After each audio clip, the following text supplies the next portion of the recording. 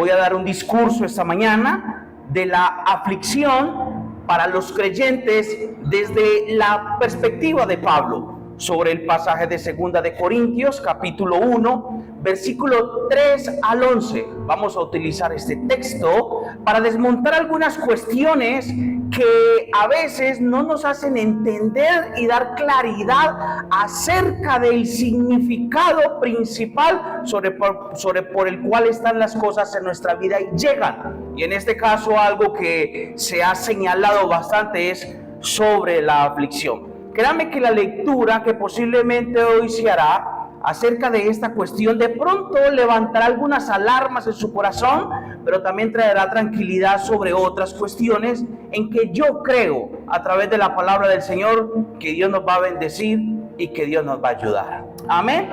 Bien, en 2 de Corintios capítulo 1 versículo 3 al 11, el apóstol Pablo acerca de esta cuestión es bien importante, como él inicia diciendo: bendito sea el Dios y Padre de nuestro Señor Jesucristo, Padre de misericordias y Dios de toda consolación, el cual nos consuela en todas nuestras tribulaciones, para que también nosotros consolar a los que están en cualquier tribulación por medio de la consolación con que nosotros somos consolados por Dios. Porque de la manera que abundan en nosotros las aflicciones de Cristo, así abunden también por el mismo Cristo nuestra consolación. Pero si somos atribulados, es para vuestra consolación y salvación, o si somos consolados, es para vuestra consolación y salvación, la cual se opera en el sufrir las mismas aflicciones que nosotros también padecemos. Y nuestra esperanza respecto de vosotros es firme, pues sabemos que así como sois compañeros en las aflicciones, también lo sois en la consolación. Porque, hermanos, no queremos que ignoréis acerca de nuestra tribulación que nos sobrevino en Asia, pues fuimos abrumados sobremaneramente más allá de nuestras fuerzas, de tal modo que aún perdíamos la esperanza de conservar la vida, pero tuvimos en nosotros mismos sentencia de muerte, para que no confiásemos en nosotros mismos, sino en Dios que resucita a los muertos, el cual nos libró y nos libra, y en quien esperamos que aún nos librará de tan gran muerte, cooperando también vosotros a favor nuestro en la oración, para que por muchas personas sean dadas gracias a favor nuestro por el don concedido a nosotros por medio de muchos. Varias cositas antes de empezar a intervenir el pasaje. Présteme mucha atención. El Evangelio es buenas nuevas, eso tiene que quedar claro. Buenas nuevas de salvación, de amor, de redención, de perdón, de oportunidad, restauración, pero también Evangelio es todo aquello que dentro de las Escrituras se menciona como características que se desconocían dentro del ámbito cristiano para aquellos que han nacido de nuevo.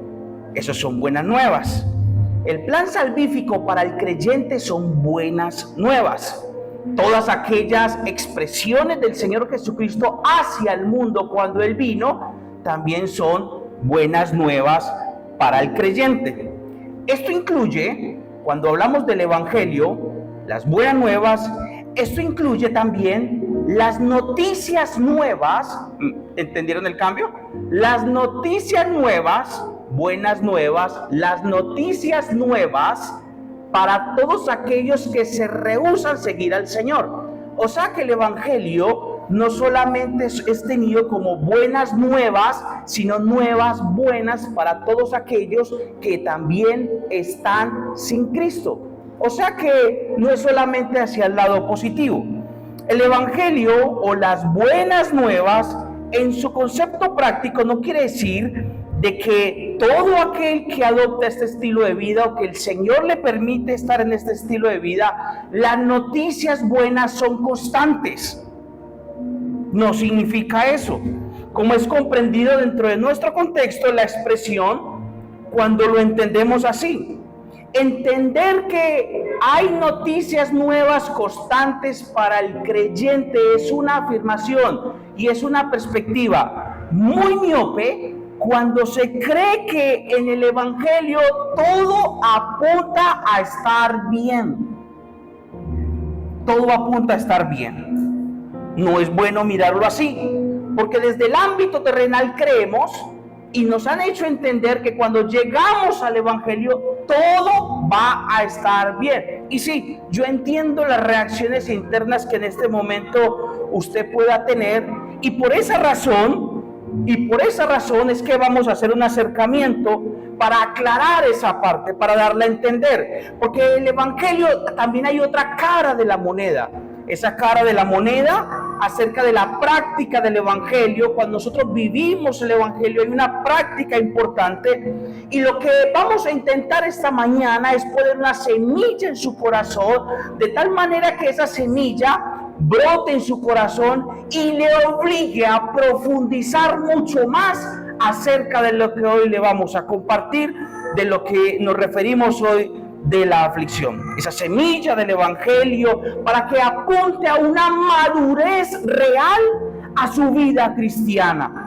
No una madurez aparente, sino una madurez real acerca de cómo confrontar enfrentarse a la aflicción, cómo tener una exposición bíblica correcta en su vida acerca de la aflicción, de tal forma que se afiance una madurez cristiana bajo una interpretación que clarifique a la iglesia el sentido por el cual existe la aflicción.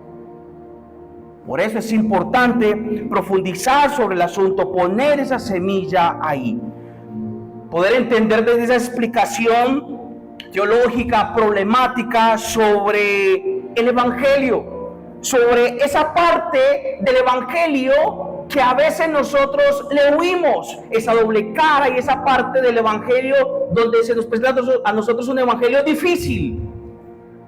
Esa parte del Evangelio donde hay personas que no lo entienden y salen de la iglesia. Es importante aclarar esa parte del Evangelio donde algunos se desaniman, donde algunos parece que no alcanzaron lo que se les prometió, ese Evangelio que a algunos los desanima, ese Evangelio donde le prometieron salud, donde le prometieron estabilidad, donde le prometieron dinero, donde le prometieron buenas relaciones sociales, un avance empresarial, reconocimiento. Hay que aclarar ese Evangelio donde a muchos que le prometieron erróneamente estas cuestiones no está funcionando. Es importante aclarar esa parte. Ese Evangelio problemático, ese Evangelio difícil, ese Evangelio donde muchos en la iglesia dicen: yo ya no siento a Dios. Ese Evangelio hay que aclararlo, no dejarlo ahí en las nubes.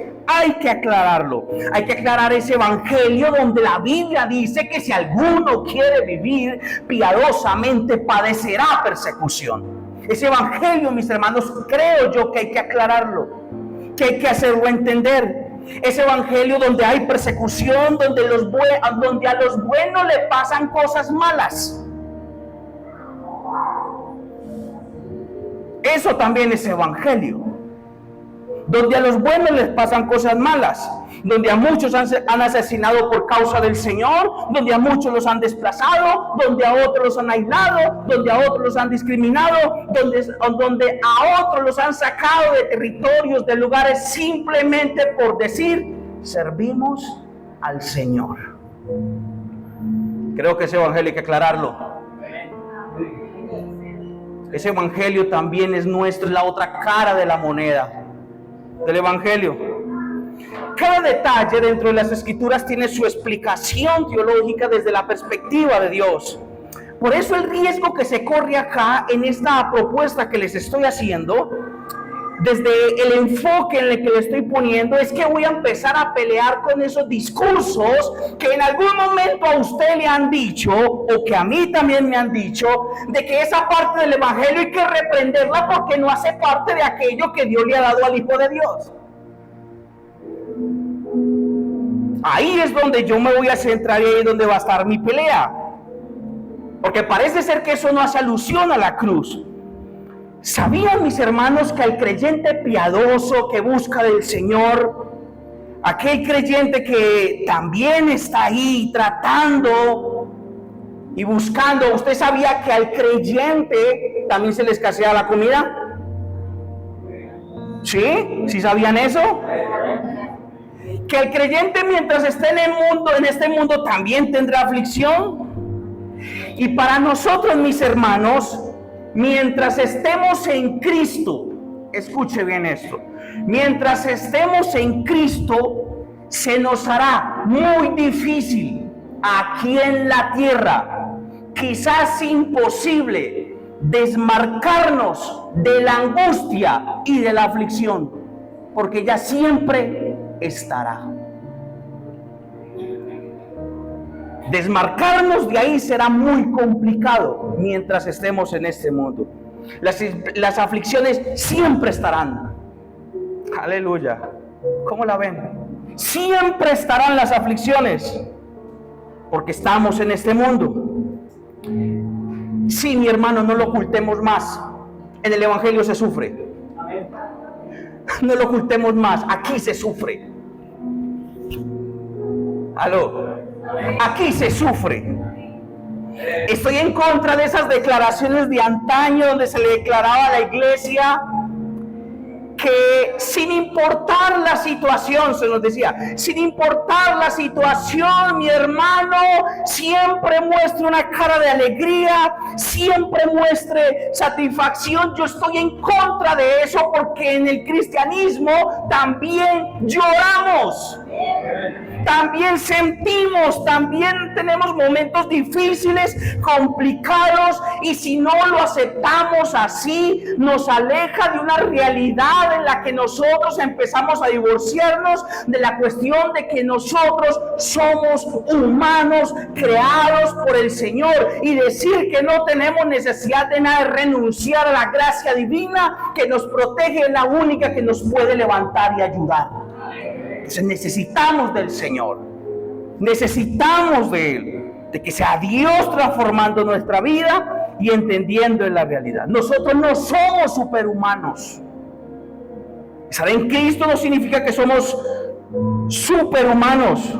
Somos seres finitos, limitados, creados por Dios. Vivimos gracias al soplo de Dios. Por eso es que nosotros vivimos.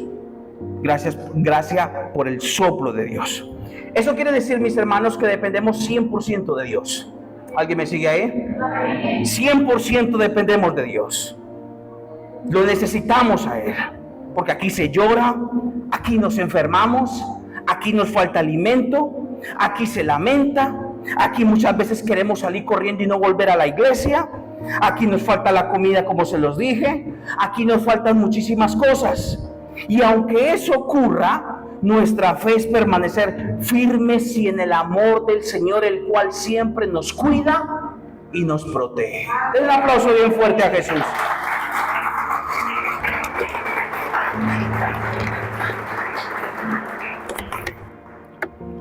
Continúo con mi introducción. Escuche esto otro. Estoy totalmente en desacuerdo porque tampoco la Biblia lo especifica. Otra declaración. La segunda declaración. Además, la Escritura tampoco lo apoya y ronda mucho a veces en los altares. De que el Hijo de Dios debe de comer bien, vestir bien. ¿Lo han escuchado alguna vez?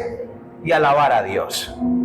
Hermano, yo conozco muchos hijos de Dios que no comen bien, que no visten bien porque no tienen, pero alaban a Dios. Yo los conozco, queridos, amados. ¿Y Dios no les ayuda? Dios sí les ayuda, porque tanto a usted como a mí nos llegan situaciones difíciles y complicadas. Y por eso Dios no deja de ser Dios. Qué tremendo, ¿no? Eso es muy tremendo. ¿Podemos decir de que cuando ocurren estas cuestiones Dios ha abandonado? De ninguna manera. De ninguna manera. Ese es un evangelio que merece ser enmarcado dentro de la primicia, el evangelio del sufrimiento. ¿Y sabían de que el evangelio del sufrimiento de la persecución de la prueba tiene su sentido. ¿Sabían eso? Por eso no podemos desmarcarnos de eso. Por eso me llama mucho la atención cuando dice, no, es que hay que orar para salir del desierto. El desierto tiene su objetivo. La prueba tiene su objetivo. Y será difícil desmarcarnos de esa cuestión. No es que alguien que esté viviendo un proceso difícil, como lo decíamos anteriormente, o en la antigüedad, o es que a alguien le esté escaseando algo, digamos, mis hermanos, es que tenés eso porque tenés un pecado oculto. De ninguna manera.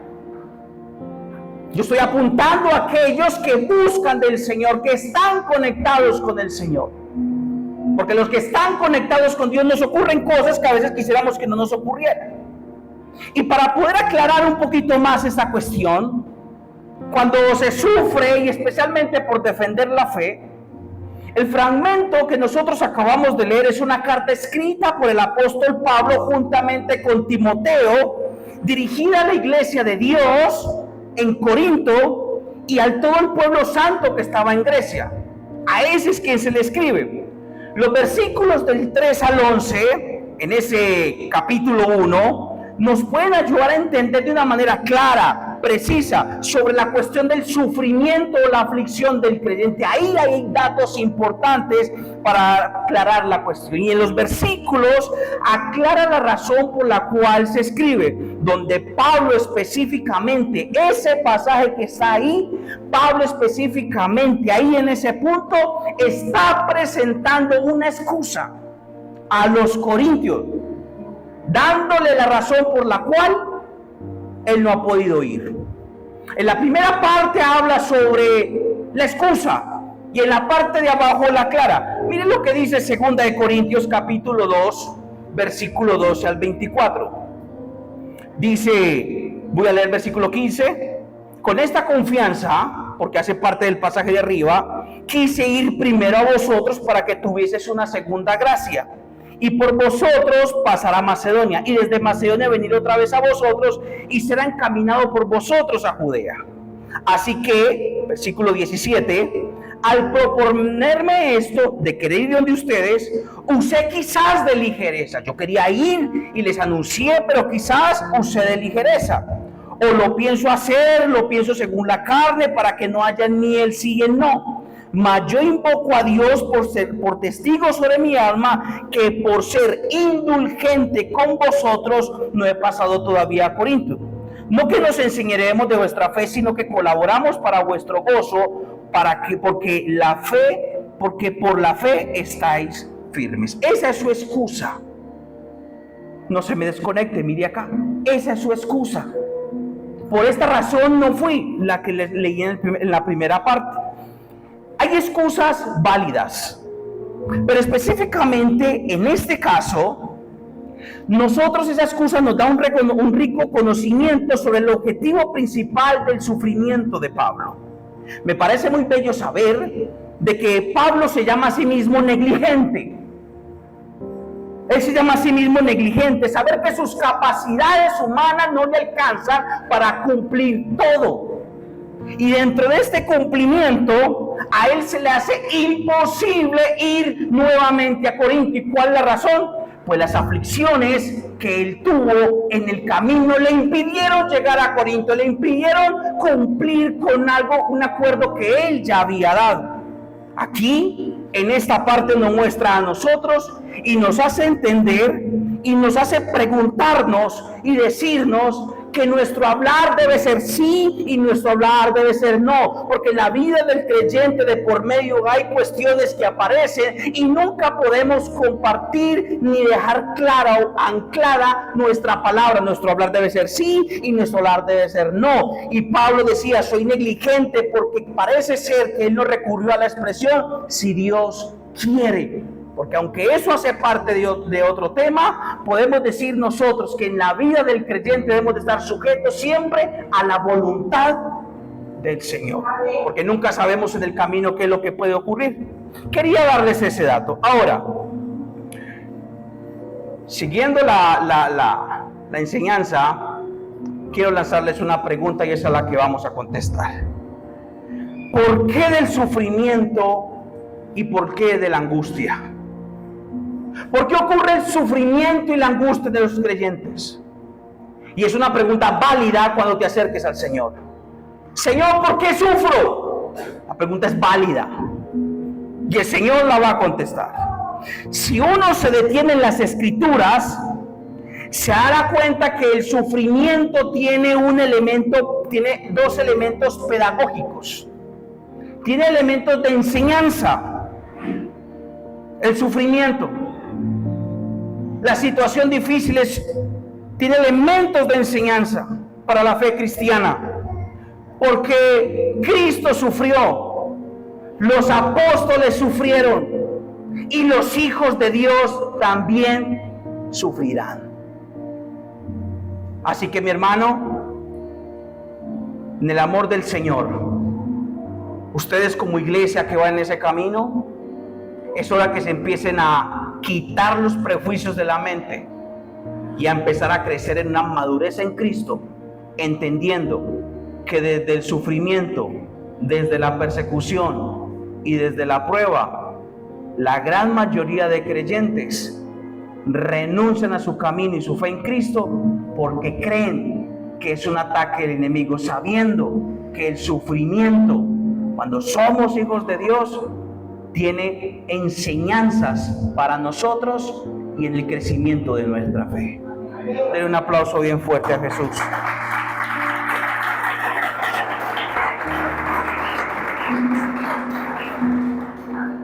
Ya salí de la parte complicada.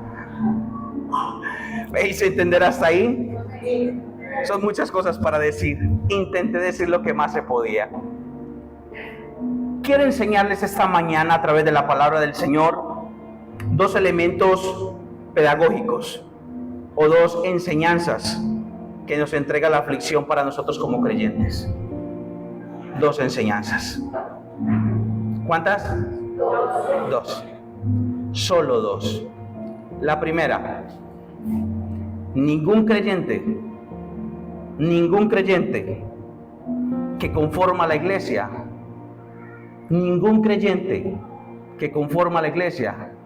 está exento o libre de que le acontezca tribulación o sufrimiento. Ninguno. Ningún creyente que conforma la iglesia está exento de que le acontezca tribulación o sufrimiento. Ninguno.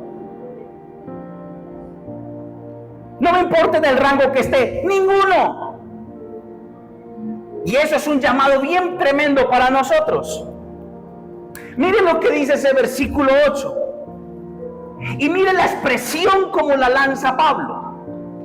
Porque, hermanos, no queremos que ignoréis. O sea, él le dice a la iglesia: no pasen por alto lo que les estoy diciendo acerca de la tribulación que nos sobrevino en Asia. No pasen eso por alto. Dice que fueron abrumados. Dice que más allá de nuestras fuerzas, de tal manera que en esa situación complicada perdieron aún hasta la esperanza de vivir. Ninguno en la iglesia está exento de que le acontezca prueba o situación difícil. Ninguno. Mis hermanos, el llamado aquí es que cuando nosotros vivimos un sufrimiento, cuando nosotros vivimos una situación compleja o cuando tenemos aflicción, el sufrimiento o la aflicción que se vive en Cristo no se ignora. Cuando nosotros vivimos ya situaciones complejas, no se ignoran. Y uno diría: pero ¿cómo me dice usted a mí que no la ignore, sabiendo que cómo la va a ignorar si estoy metida en ella? Porque por lo general, cuando se pasa con la aflicción, lo que se busca es salir, pero no tanto preguntar la razón del por qué o el para qué. no se ignora. Y el apóstol Pablo hace un gran esfuerzo a través de su experiencia, mostrarle a la iglesia de Corinto que detrás de la aflicción hay elementos de enseñanza en los cuales no se pueden pasar por alto. Si usted en este momento profundiza un poquito, estos elementos de enseñanza, no sé si usted alcanza a notar, pero Asia, la parte de Asia, de Macedonia, en ese campo misionero de Pablo, Asia fue un territorio de enseñanza para Pablo. Si hay un lugar donde Pablo aprendió ministerialmente, donde fue procesado, trabajado, ahí donde Dios lo cogió, lo machacó, lo volteó, hizo del ungido todo lo que usted no cree que se puede hacer, fue en Asia. Asia para Pablo fue una academia de enseñanza apostólica. Asia para Pablo no fue nada fácil, fue muy difícil. Cuando los viajeros iban ahí desplazándose por todo ese camino, los tripulantes, Pablo siempre aprendió enseñanza y fue un recorrido bastante difícil. Así, mis hermanos, que nosotros como hijos de Dios, como este es un discurso para la iglesia, para nosotros podemos tener aflicción, sea en la iglesia, sea en la familia, sea en el empleo, tenemos dificultades, pero cada una de esas situaciones tiene una enseñanza en Cristo. Todas tienen una enseñanza. Mientras que cuando estamos en Cristo, si tienes el dolor, tienes persecución, tienes pruebas, tienes situaciones difíciles, si estás sin Cristo, por ti no se podrá hacer nada. Difícil ayudarte si no estás en Cristo. Pero aquellos que estamos en Cristo, la bendición nos acompañará. Dios estará con nosotros, aunque el momento de la prueba se esté marcando de manera muy difícil, de manera muy complicada, porque los hijos de Dios, a través de la prueba, aprendemos el carácter, aprendemos enseñanza y tenemos la dirección de nuestro Señor. Con Cristo. Con Cristo. ¿Cuántos dicen amén a eso? ¿Cuántos me siguen hasta ahí? ¿Vamos? ¿Sí? ¿Estamos bien? Levánteme esa mano a ver cómo vamos. ¿Vamos muy perdidos o vamos bien? ¿Vamos bien? Denle un aplauso bien fuerte a Jesús.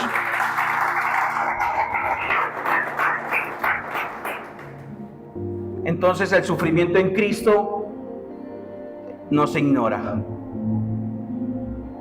Otra de las partes bien importantes que me llama la atención del pasaje es que Pablo dice que ahí en esa situación en Asia fueron abrumados sobremaneramente, y aparte de eso dice que más allá de nuestras fuerzas. ¿Alguien ha hecho esta oración? ¿Es que el Señor no pone una carga sobre mí que yo no pueda capaz de llevar? Hola. Le ha dicho el Señor: Señor, es que tú nunca pones cargas que yo no sea capaz de llevar. Eso hace parte de otro contexto, no de este, de otro contexto. Estamos hablando aquí no del pastor Felipe, ni tampoco de Luis David, ni tampoco de ustedes. Estamos hablando de aquí de Pablo. Si alguien tenía fe aquí, era Pablo. Si alguien era experto aquí en las Escrituras, era Pablo. Y cuando un misionero como estos, o cuando un líder como estos abre la boca y empieza a contar su situación compleja y dice de que en ese camino que estaban recorriendo aún tuvo la sensación de que la prueba fue allá más de sus fuerzas, ¿usted qué cree que significa para nosotros la aflicción? La aflicción tiene un peso muchas veces al triple y al doble que nosotros creemos que deba tener. Usted sabe qué significa fortaleza, fuerza, capacidad de aguante. La paciencia es capacidad de aguante. ¿Y hasta dónde estamos nosotros dispuestos a aguantar la aflicción? Por eso yo le empecé a marcar desde el principio que este es un evangelio que saca a la gente de las iglesias, que este es un evangelio donde no todos aguantan, que este es un evangelio difícil para unos y para otros también. Que este es un evangelio, mis amados, donde la capacidad de aguante es probada, porque nosotros como hijos de Dios tenemos que sacar de aquí del sufrimiento unas enseñanzas que usted ahorita se va a dar cuenta, porque tiene una razón muy noble. Y la razón no es una promoción que Dios te tiene guardado cosas mejores. Tiene una enseñanza muy noble del sufrimiento. ¿Cómo la ven? Señor, yo no aguanto más. Otro ajuste. Señor, yo creo que no soy capaz de seguir. Otro ajuste. Y no me puedo poner a decir de que en el cielo te están haciendo barra para que puedas seguir adelante. No lo sé porque la Biblia no lo dice. Lo único que sé es que en ese proceso está Dios. Eso es lo único que sé. Que en ese proceso está Dios. Te exige al límite. Te vas a sentir hundido, hundida. Y usted pensará, Señor, ¿y yo por qué? ¿Y por qué me pasa todo esto? Esa es quizás la expresión más terrible que yo puedo hacer cuando esté en esa situación difícil. Porque si Dios la puso, Él tiene su propósito. Y todos dentro de la iglesia, sin discusión alguna, tenemos que estar ahí en el sufrimiento porque tiene un objetivo. Y entre más dura sea la prueba, mayor aprendizaje vas a tener para el objetivo que ahora les voy a señalar. Entonces unos no aguantan, otros no quieren seguir, otros no quieren avanzar, otros dicen que esto no funciona, otros dicen que esto para qué, otros dicen que entonces qué, pero entonces esa salud, ese dinero, ese amor que me prometieron, esa bendición tan grande porque de que venimos del Señor, todo va a pasar muy bien, todo va a estar muy bien. No, ese no es el evangelio correcto. El evangelio correcto es aquel completo, donde nuestra felicidad es eterna, donde lo que pasa aquí en la tierra en algunos momentos, temporadas de felicidad, eso es momentáneo, pero nuestra eternidad que está en los cielos, la felicidad siempre será completa. Pero mientras estemos en esta tierra tendremos aflicción. Dígale que está a su lado, ¿está escuchando eso? Aquí tendremos aflicción. Siempre la vamos a tener. Siempre la vamos a tener. Entonces, ahí en esa cuestión quiero aclarar otra cosa. Pablo en Asia,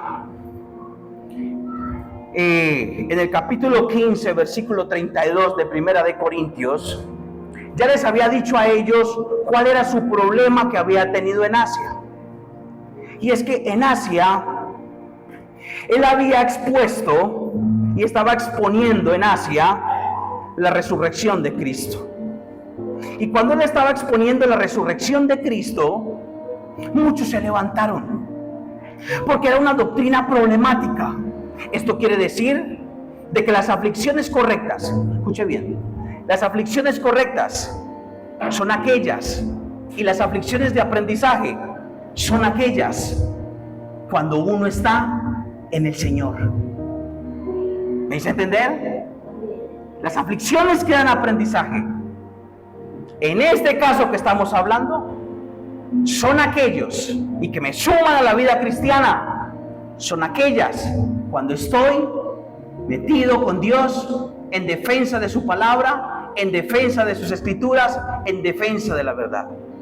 Porque lastimosamente aquellos que no están en Cristo, aquellos que no están en el Señor, sus aflicciones, sus angustias, sus situaciones complejas, en el mejor de los casos, podrá ir a un psicólogo, podrá ir a cualquier otra cuestión, a cualquier otra situación tratando de buscar una salida. Como algunos que se levantan muy temprano y creen que tirarse al metro es su salida. Nuestra salida cuando estamos en Cristo es tirarnos a la presencia del Señor, esperar que el Señor sea el que nos direccione y esperar que sea el Señor el que sane nuestro corazón. Nosotros confiamos en el Señor. A veces se me dice a mí, es que el evangelio es discriminatorio. No, el evangelio no es discriminatorio. Hay un pueblo, mis hermanos, y se requiere nacer de nuevo para poder tener acceso a ciertas cuestiones. Y no es un asunto que dé un local, una iglesia o una denominación, las da el Señor. Y nosotros, mis amados, tenemos que entender de que mientras estamos en Cristo, mientras que nacimos de nuevo, tenemos una ventaja muy grande sobre aquellos que no han nacido de nuevo. Y es que tenemos a Dios de nuestro lado. Sin importar la situación, Dios siempre va a estar ahí. Por eso en la prueba no es un requisito sentir a Dios.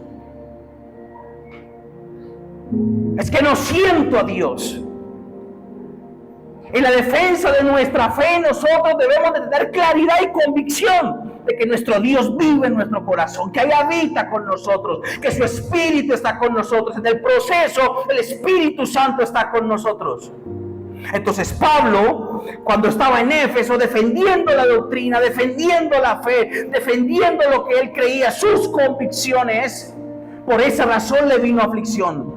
Le vino aflicción porque él estaba diciendo que creía en un Dios que había resucitado al tercer día, y para estas personas que estaban en Éfeso les parecía locura, y por eso lo iban a matar. Si usted mira y observa el pasaje del capítulo 15, empiezan a hablar de un montón de situaciones en Primera de Corintios que a él le estaban aconteciendo. Eso significa que la aflicción de que trae aprendizaje es aquella cuando uno está en el Señor. Cuando uno está en el Señor, ahí es donde nosotros nos debemos de parar. Hoy vivimos tiempos muy difíciles, y la tranquilidad que vive hoy la iglesia es de admirar, pero no es de confiar. Los padres de la iglesia siempre resaltaron algo: cuando la iglesia sufre persecución, la iglesia se purifica. Hoy estamos viviendo muy tranquilos, muy calmados, tranquilos. Hoy la fe para algunos es una opción. Si sí, si no. Hay algunos que tienen la iglesia como un culto religioso los domingos. Pero ¿qué de aquellos cuando los estaban matando, asesinando? Que el culto para ellos no era una opción, era su vida. Era su vida. Yo soy de los que intuyo de que la próxima persecución de la iglesia vendrá cuando cubramos o pasemos la barrera, empujados por el Espíritu de Dios, de la famosa libertad. Porque cuando nosotros empecemos a señalar el pecado bajo una conciencia bíblica, desde una acción profética, como lo hacía Pablo en Éfeso, eso va a traer persecución a la iglesia. Cuando en público se señale realmente lo que se debe y lo que no se debe hacer, porque aunque nosotros no somos perfectos, somos la conciencia de este mundo. Ahí vendrá persecución y vendrá mucha angustia. Al punto que si usted mira en el capítulo 2 de Hechos en adelante, cuando ellos tenían todas las cosas en común, la razón era porque los estaban persiguiendo, porque los estaban matando por el tema del Pentecostés, una cosa allí, otra cosa allá. Les tocaba a ellos reunir los alimentos y comida entre todos, dinero entre todos para poder sostener a los que se habían quedado sin empleo, sin trabajo, sin nada por causa del Señor. Ese evangelio, si se viviera hoy, muchas iglesias estuvieran vacías. Porque no es para todos. Porque muchos creemos de que la iglesia es un lugar simplemente de un domingo, de las 9 hasta las 11 o de las 10 hasta las 12.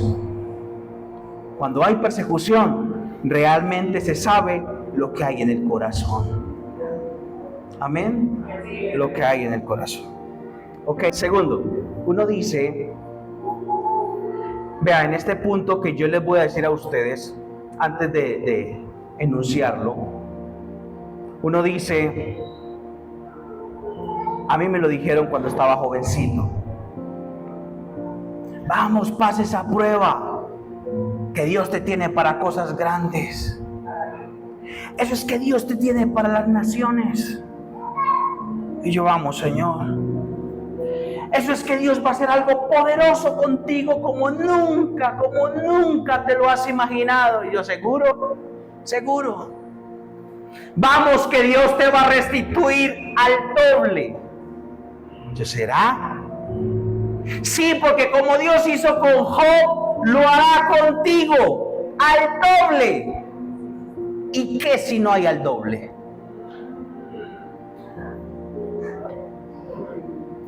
Es que Dios te va a dar una casa. ¿Y qué si no hay casa?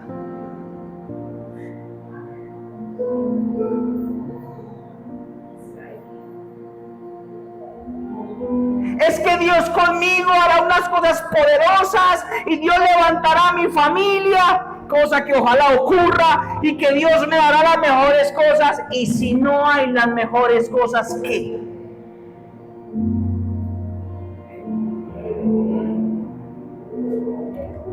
Es que la fe no está fundada en cosas, está fundada en Cristo, no en cosas.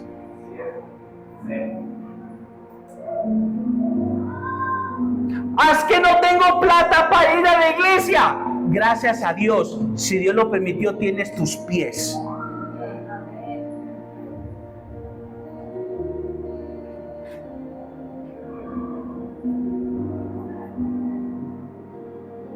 Pero la prueba, la aflicción no tiene el objetivo para promocionar. Su objetivo no es promocionar a nadie. ¿Escuchó eso? Por eso me acerqué. La aflicción, cuando te viene aflicción, no viene con el objetivo de promocionarte. ¿Qué tenaz? Porque cuando uno estaba ahí, uno le decían, vamos, fue que Dios te va a poner en otro lugar. El caso de Job es un caso muy específico y algún día esto lo podemos dialogar. No alcanza a todo, sino a algunas cuestiones. En este caso, desde la teología que está presentando Pablo, la prueba y la aflicción tiene un objetivo y no es engrandecerte a ti. No, Señor. Tú sufres todo eso por una razón, una sola razón. Y no precisamente es devolverte el doble. No precisamente es eso. En el versículo 3, y ahí les declaro el segundo punto, la aflicción, mis hermanos, cuando a usted le surge o le aparece o tiene o como quiera llamarle, aflicción o sufrimiento, el objetivo principal de la aflicción, el sufrimiento cuando viene a su vida es formar en la iglesia, darle una enseñanza acerca de lo que significa la consolación. El propósito principal del sufrimiento es formarlo a usted en consolación, no en cosas. En consolación.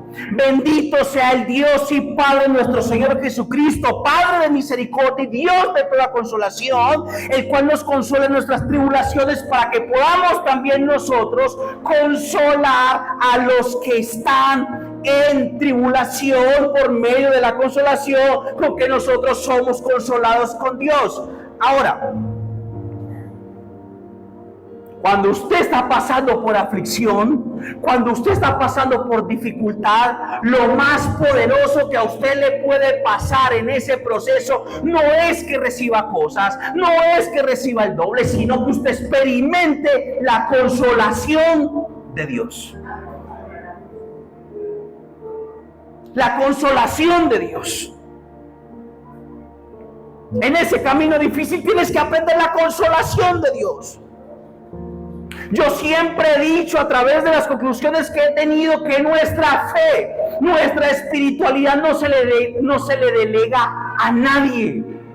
Nosotros somos directamente responsables de nuestra espiritualidad. O sea que si el pastor no convoca oración, usted debe seguir orando. Si el pastor no convoca ayuno, usted debe seguir ayunando. Si el pastor no convoca vigilias, usted debe convocar vigilias personales, porque es una relación de usted con el Señor. Nuestra espiritualidad no se le delega a nadie. Y la consolación aquí, Pablo, entre la dificultad que tuvo en Asia, ya voy a ir terminando, cuando estaba viviendo ese momento difícil en Asia, Pablo nunca centra su oración y su súplica, ni centra un esfuerzo ante Dios sobre su situación en forma de queja. Nunca. ¿Por qué me pasa esto a mí?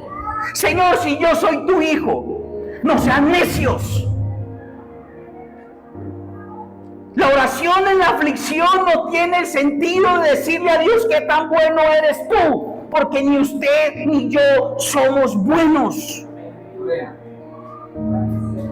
Aprende a acercarte y acerquémonos ante Dios con un corazón, cuando estamos en la aflicción, con un corazón sencillo, tranquilo, honesto, sabiendo que es Dios el que tiene el poder para sacarnos de la situación. Pablo, según lo que yo entiendo y lo que yo he visto dentro de la explicación que él empieza a dar, no hace un esfuerzo por tratar de justificar delante de Dios que yo soy el super Pablo. Él lo que hace es rendirse en humildad, confiando que el abrigo del Altísimo él estará protegido, confiando que bajo la sombra del Omnipotente él estará protegido, confiando que bajo sus alas él estará seguro, confiando que la coraza de justicia que él estuvo por allá hablando, en la protección de la armadura, lo librará del ataque del enemigo, de los que lo iban a matar. Aferrado él siempre de que es su Dios el que le ayudará, el que lo guardará, el que lo levantará, el que lo protegerá, el que lo cuidará y siempre lo protegerá. Ahí estaba la confianza de Pablo, no en su ego. Es que yo llevo 40 años en la iglesia. Es que yo... ¿Algún problema? ¿A usted quién le dijo que entre más años llevaba en la iglesia era inmune a la prueba? Nunca. Nunca. Nunca. Y aprendemos esa consolación. ¿Saben para qué? ¿Sabe usted para qué pasa todo eso difícil? ¿Ya la cogió para qué? Tenaz, pastor, ¿no? Todo lo duro que yo he vivido y que usted ha vivido y que ustedes han vivido es para gloriarse, para recibir cosas. No, para ayudar, consolar a otros. Tenaz. Eso es renuncia. Toda la prueba que se vive es para consolar a otros. Y como la consolación del Espíritu es para todos, todos deben de entrar a prueba. para aprender la consolación del Señor. Es un llamado para todos. Opera en la iglesia, especialmente en algunas ocasiones, y ahí es donde más he enfatizado en la habilidad de la consejería. La consejería, mis hermanos, préstenme atención que ya voy terminando, no gira en dar recetas dogmáticas, ni en solucionar las cosas. La gente cree que los consejeros solucionan cosas. No. El trabajo del consejero no es solucionar cosas, ni dar dictámenes para que se hagan cosas. El trabajo del consejero, de aquel que va a consolar, de aquel que fue diseñado para esto, que somos todos en este caso, ahí en ese punto que estamos hablando, nosotros tenemos el trabajo especial de escuchar. Porque es una gran mentira decir de que nosotros sentimos el dolor del otro. Nosotros no sentimos los dolores del otro. Simplemente decimos que, hermano, si es que yo siento, tú no lo sientes. Tú no sientes el dolor de una mamá que ha abortado, de alguien que se ha matado y tiene su familiar que se asesinó, se tiró al metro. Tú no lo sientes. Eso es como cuando usted viene y le dice, pastor, es que usted no sabe por lo que yo estoy pasando. Es que no va a saber.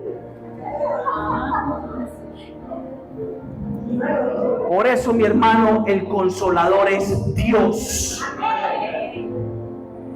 A mí a veces se me acercan hermanos en las iglesias cuando voy a veces, por ejemplo, a eventos o cosas así. Me dice, hermano, esté orando por mí. Hermano, por favor, ore por mí. Por ahí 10, 12 personas me dicen eso. Y yo les soy sincero, ¿usted cree que yo me acuerdo de cada uno de ellos en mi casa? Yo no me acuerdo. Yo digo, hermano, Dios bendice a mis hermanos. Amén. Yo no me acuerdo. Porque el único que tiene cuidado de nosotros es Dios. El único que puede entenderte es Dios. Yo no te puedo entender, mi hermano. Cuando tú estás en la prueba, tú sabes de que está pasando cosas difíciles. Lo único que tú vas a entender es que esa persona está en el proceso de Dios. ¿Y tu trabajo cuál es? Pedir oración y orar con Él, como dice Pablo en los últimos versículos. Acompáñame en oración, en todo lo que se pueda. Porque es una posición muy noble ayudar a otros. Tan noble que el mismo Señor dice que Él es Dios de toda consolación. Él se puso en la posición de nosotros para Él sufrir por nosotros. Entonces ahorita nos toca ponernos en posición de Dios para ayudar a aquellos que sufren dentro de la iglesia. Esa es la razón por la cual nosotros tenemos aflicción y sufrimos. Sufrimos para aprender a consolar a otros. Esa es la razón.